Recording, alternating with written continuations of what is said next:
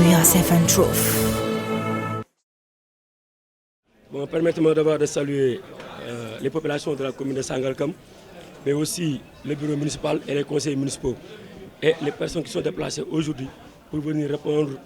à l'appel du maire de la commune de Sangalkam pour le projet de validation du PAP, le programme d'action prioritaire 2022,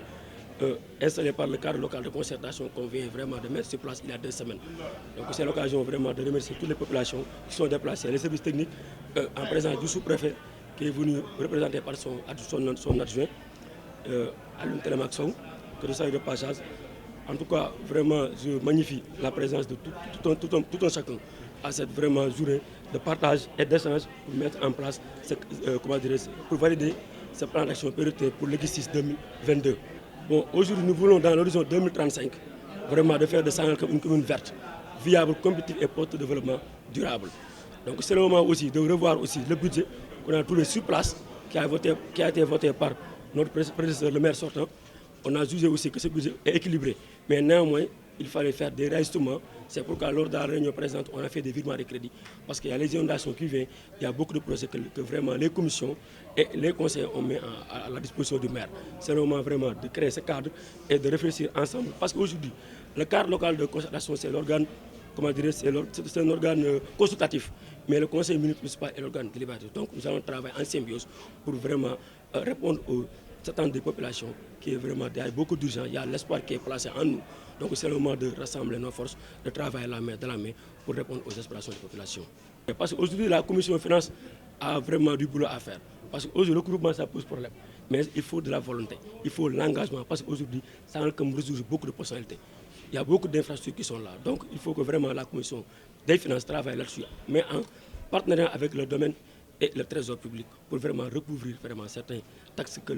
la commune vraiment doit bénéficier. Donc c'est le moment vraiment de lancer un appel solennel à l'équipe vraiment, le président de la commission finance, de travailler là-dessus en collaboration avec les services techniques. Parce qu'au début, en janvier-février, on n'avait que 20 millions. Mais aujourd'hui, on est au mois de juin.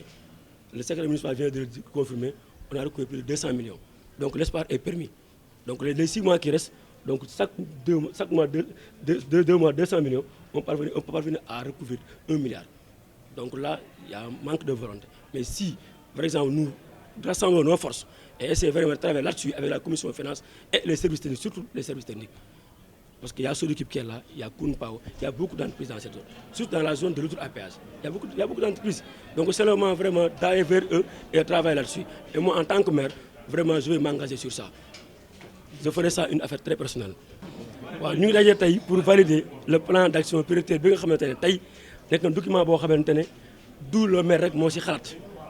Il y a le conseil municipal, le bureau municipal ak benn organe boo xam ne ñoo ko teg sur place. Organe boobu nag askan ñëpp ñu ngi ci. Les personnes ressources, les conseils, les services techniques ñëpp ñoo taxawal organe boobu mën a ñëw accompagner le conseil municipal pour ñu mën a xool lan mooy priorité askan wi. Parce que tey li ñu wax ñun dañu bëgg mbir mi moom transparence parce que gérer une commune c'est pas difficile mais li am solo mooy nit ñi dañuy xam lan moo xew dañuy am la bonne information moo waral bi ñu taxawee suñu cadre de concertation il y a 2 semaines tey ñu génne que tey dañu war a valider suñu plan d'action prioritaire maanaam tey amoon na benn programme bu ñuy wax 44 9 24 programme boobu nag dañu fekk budget boo xamante ne tey dafa laaj ñu xool ko ajusté ko pour mu méngoog ak suñu programme moo waral vraiment ñu oote daje bi tey oo les services techniques oo les responsables oo le bureau municipal ak les conseils municipaux ñu créé atelier boo xamante ne day nekk atelier de partage ak d'échange ñu waxtaan tënk loo xamante ne tey l'année 2022 dinañ xam ne ñun kat suñu programme lii la ñu waxoon mais nag lii la ñu mën xool les moyens fan lañ ko mën a jëlee loolu aussi fa nekk lu am solo parce que doo ñëw rek wax programme boo xamante ne tey ay milliards lu jeex la te comme bi nekku fa kon tey naka lañ mën a def ba Sangalkam tey entreprise yi fi nekk taxes yi nga xamante ne commune bi ba nekk recouvrir nan lañu mën a def recouvrir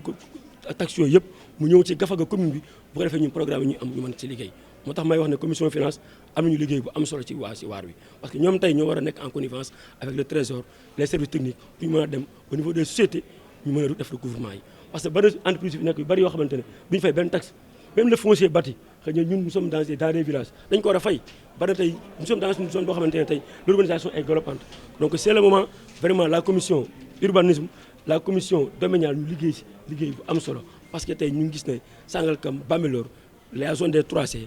tey population yi tey Dakar ñëpp fi lañ jëm si ñëpp ngi converger di ñëw fii loolu nag dafa war a am lu mu war a jur ci ay recettes kon liggéey boobu ñun c'est le moment ñu ànd bokk ndey bokk bàyyi liggéey c'est la main dans la main parce que le maire rek mënul def lépp donc moo tax tey dama jël lépp délégué ko ñu créé cadre bi créé lépp nit ñi xam lan moo xew ñu joxe la bonne information di wax ne vraiment bu ñu liggéeyee incha allah si kàttanu yàlla fekk at yu néew Sangalkam ça une commune verte une commune émergente une commune sociale boo xamante ne vraiment attentes yi population yi amoon si ñun dañ ko mën a vraiment mettre en exergue donc ñu ngi sant ñëpp di saluer la présence de la presse ak ñi fi teew ñëpp di wax ne rek l'union fait la force ñun ay ndaw la ñu gënuñu fi ëpp ñu fi xam-xam gënuñu fi judd donc bu ñu jëlee jox ñu dañu war a jëlee delloo ko askan wi kon ñu ngi invité ñëpp pouvoir comme opposition ñu def benn équipe créer loo xamante ne tey duñu ñëwee benn commune c'est possible parce que tey Sangalkam li mu regorgé bu ñu àndee et puis ñu jël li fi ne ñu exploité ko personne bi fi nekk ndax am na ko wax sànq dafa dem benn réunion au niveau de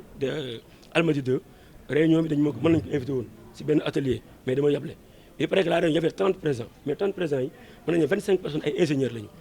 donc potentialité boobu dañ ko war a def kon ñooñu tey dañu war a ñëw vers la commune jël seen expérience partagé ak l'équipe municipale moo nekk njëriñu askan wi kon ñu ngi woo ñëpp di taal loxo ñëpp pour ñu en liggéey pour Sangalkam émergent et c'est possible donc ñu ngi leen di sant di leen gërëm di wax ne rek yàlla na yàlla defal jàmm yàlla na yàlla moo tudd yéene yi di leen jërëjëfal di leen sant bu baax merci beaucoup. Djibi Ndiaye, adjoint maire de Sangalkam, la commune de Sangalkam. Donc la journée d'aujourd'hui consistait à faire valider un PAP, un programme d'action prioritaire qui se base sur le programme 44-924 que le maire Pape Sow avait, via la liste Yewwi Askan Wi, proposé à la population. Maintenant, on n'est pas sans savoir qu'un programme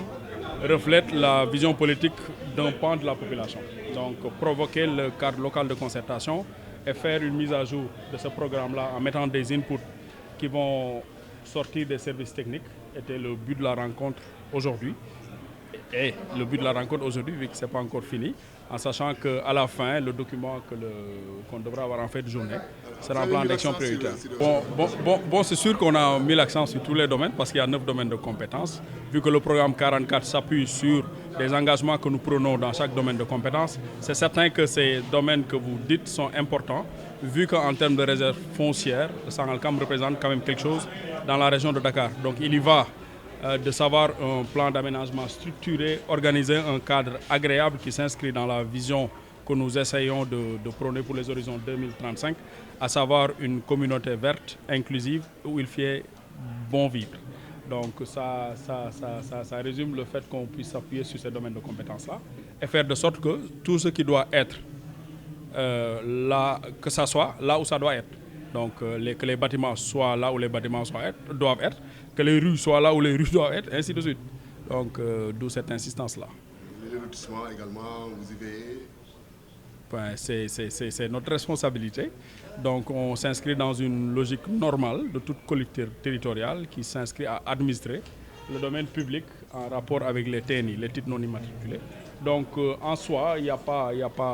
de réflexion particulière, mais une continuation qui s'inscrit dans une logique de rééquilibrer, de réorganiser et de réorienter. Bi Ndiaye, agent maire u Pape Sow dans la commune de Sangalkam di wax ne soloy ndaje bi tey mooy ginnaaw dañu amoon programme bu ñu jaayoon askan bi awee ko ci Yewwi Askan Wi dafa laaj comme programme boobu benn côté rek lay waxal mooy te Yewwi Askan Wi du askan bi yëpp donc ñu provoqué rencontre boo xamante ne ginnaaw ba ñu mettre en place cadre local de concertation bi ni ñu mën a jëlee gis-gisu service technique yi ak yeneen partie wu population pour ñu def mise à jour programme bi donc bu ñu ci génnee en fin de journée ñu mën am comme budget bi ñu fi fekk il fekkoon ñu voté ko ba pare ñu xool si li ñu dese fii ak décembre lan mooy plan d'action prioritaire yi ñu war a mettre en place compte tenu ressources yi ñu fekk donc loolu mooy solo rencontre bi di wax ne déjà am na engagement yoo xamante ne gis nañ ne jot nañ ko ñu ngi koy commencé am mais bu ñu génnee ci journée bi tey dinañ gën a mën am gis-gis ci yan orientation la ñu war a tegu fii ak décembre. Donc très bonne question xam nga domaine habitat urbanisme dafa bokk ñun ci administration bu ñu ko war a gën a bàyyi xel parce que nul n'est sans savoir que ñun commune bi quand même am na ressource boo xamante ne ci domaine la nekk te lu bëri da ko teg bët mais ñun suñu rôle mooy administrer ko organiser ko fexe li ne fi mu war a ne mu ne fa. donc loolu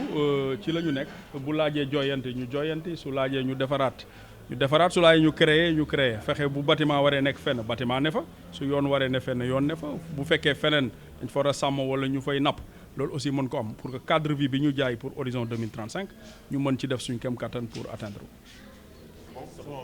Merci. Ok.